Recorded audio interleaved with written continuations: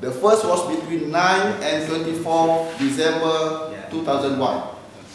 The Singapore Internal Security Department, or ISD, arrested 13 GI members and 2 individuals linked to the Moro Islamic Liberation Front. The second round of arrest was made in August 2002, almost like 10 months after that. 19 GI members and 2 individuals linked to the MILF were arrested. Since then, several minor arrests have been involving Singaporeans by the Singapore government, foreign authorities, or by the collaboration of the two. However, not all of the arrested individuals were detained under the Internal Security Act, ISA. A minority few were issued with restriction orders by the ISD. Restriction orders means they were dealt under ISA, but they are not detained. They are prevented, they are free, but with certain restrictions that they cannot go out. They have to report every now and then to the security and go through counselling process for rehabilitation purpose.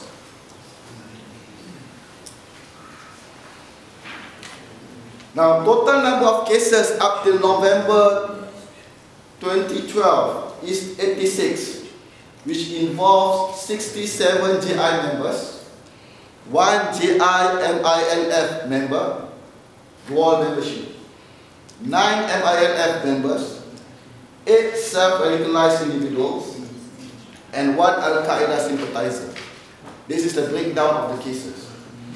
65 were detained and 25 were not, but they were put under restriction orders. Of the 65 detainees, 48 have been released with restriction orders and 17 remain in detention. Now, of the 48 released detainees, 28 have been freed from restriction orders, means they are considered as fully rehabilitated. Therefore, no restriction imposed on them under ISA anymore. 16 of the 21 undetained persons have also been freed from restriction orders.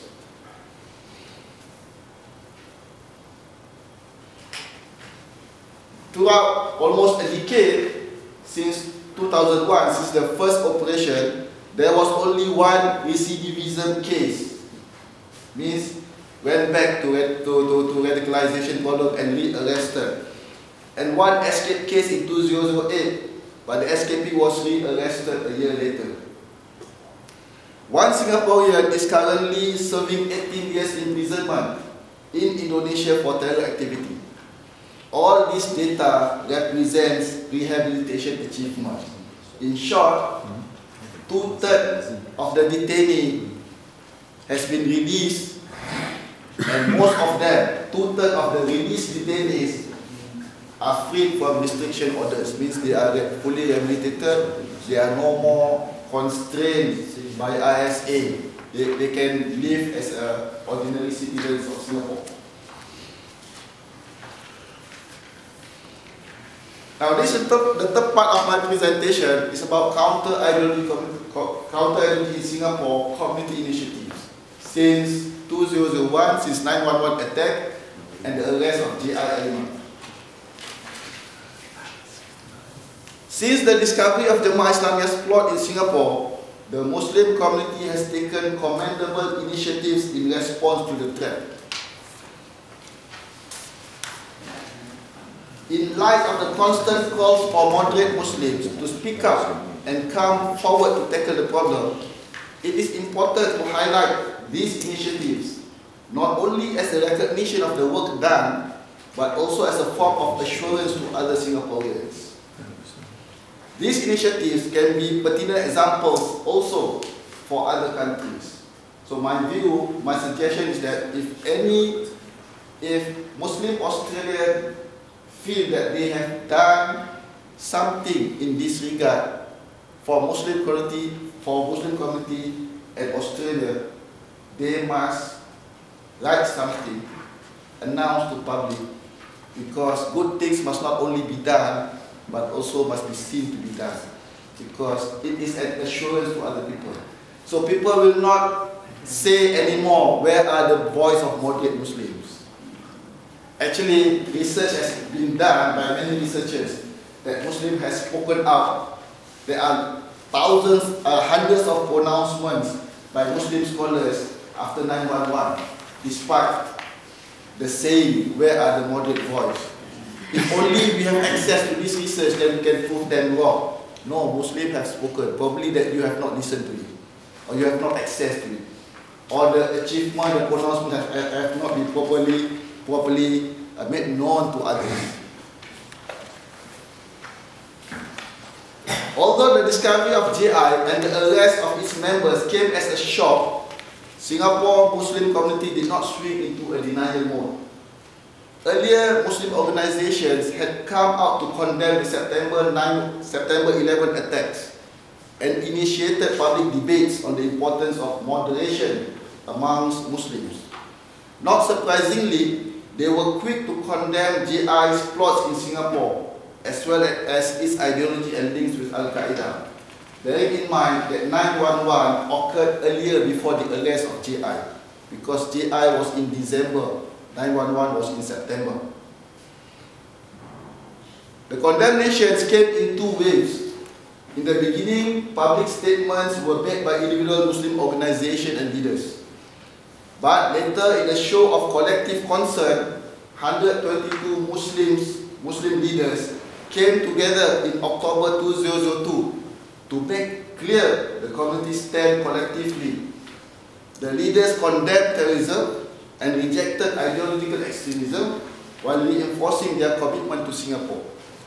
The statement was one of the earliest signals that the Muslim community leaders were committed and united in the battle against extremism in their midst.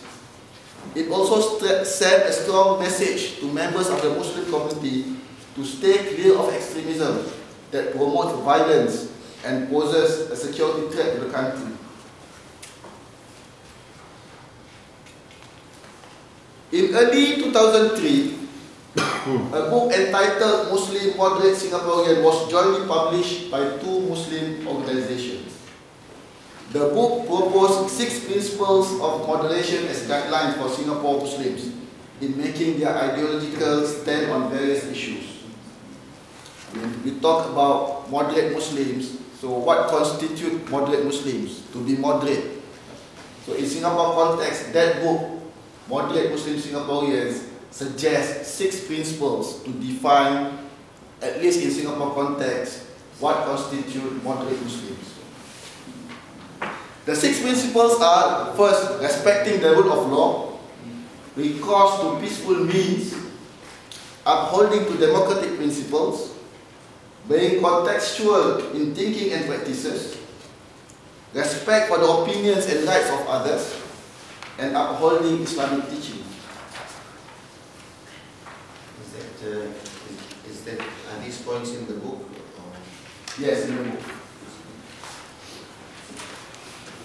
In September 2003, PERGAS, a short form of the Association of Muslim Scholars in Singapore, undertook a direct counter-ideological initiative against Al-Qaeda and Jihad ideology by organizing the Convention of Ulama, Muslim Scholars. The objective of the convention was to rally all Muslim scholars in Singapore to define and combat extremism. The gathering led to publication of a book entitled Moderation in Islam. This is the cover of the book. The book is particularly relevant to counter-ideology work in 2 respects. First, it highlights key violent extremist thinking and misinterpretations of Islam and offer rebuttals using the same theological approach employed by Al-Qaeda and Jihad. Secondly, it offers a 27-point of Charter of Moderation for the Muslim community in Singapore. The Charter has been useful in guiding the community to practice Islam in the context of Singapore, particularly for Muslim scholars and religious teachers in their drive to promote moderation. Because we need to have some kind of broad-based agreement, consensus among Muslim scholars in Singapore. What does it mean to be moderate Muslims in Singapore? Otherwise, we will be speaking differently. And that will cause a lot of confusion in the community and very difficult. Another important initiative was the development of a system to self-regulate religious instruction known as the Asatiza Recognition System or Muslim Preachers Recognition System.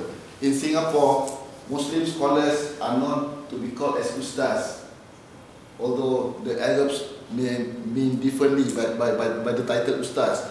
But in Malay context, Singapore, Malaysia, Ustaz always particularly refer to those who are trained in Islamic studies, religious teachers.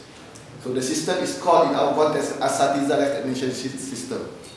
Muslim religious teachers recognition system.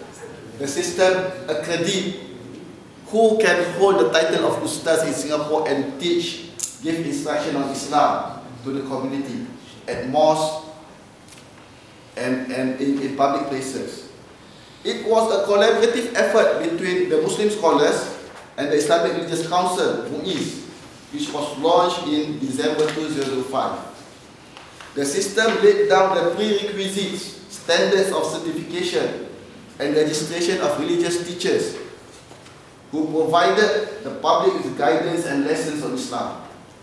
Originally initiated several years earlier, the system became more urgent following the JI arrest and subsequent inclusion of measures necessary in countering terrorism in 2003 white paper on Jihad. While such a self-regulatory system by the community cannot be enforced, the system is not enforceable by law, it's a self-regulator. But a person, if found guilty for misconduct that doesn't suit the behavior of an Ustaz, can be struck off from the database. Therefore, when the name is not there, the public can check whether they can learn from this person or not, because the name is not in the database.